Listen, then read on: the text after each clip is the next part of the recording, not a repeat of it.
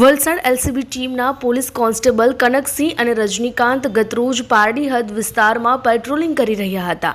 આ દરમિયાન સેલવાસથી એક i20 કાર નંબર GJ15CB 0964માં દારૂનો જથ્થો ભરી બુટલેગર આવી રહ્યો હોવાની બાતમી મળતા એલસીબીએ પારડીના ડુમલાવ ગામે ભવાની માતાજીના મંદિર આગળ વોચ ગોઠવી હતી। આ દરમિયાન રાત્રે 12:30 વાગ્યે બાતમીવાળી કાર ત્યાંથી પસાર થતા પોલીસ દ્વારા રોકવાનો પ્રયાસ કરતા બુટલેગરે કારને પૂરપાટ ઝડપે ખેરલાવ રોડ પર હંકારી મૂકી હતી, જેનો પોલીસે પીછો કરતા કાર ખેરલાવ પ્રાથમિક શાળા પાસે વળાંકવાળા રોડ પરથી નીચે ઉતરી જતા કાર ચાલક રિષભ ગોપાલ દુબે, જેઓ સલથાણા પાટીશાળા પલસાણા સુરતના રહેવાસી છે, તેઓ કાર મૂકીને ફરાર થઈ ગયો હતો। પોલીસે i20 કારની તલાશી લેતા કારમાંથી વિદેશી દારૂની બોટલ નંગ 930 જેની કિંમત ₹97,600નો જથ્થો મળી આવતા ₹3 લાખની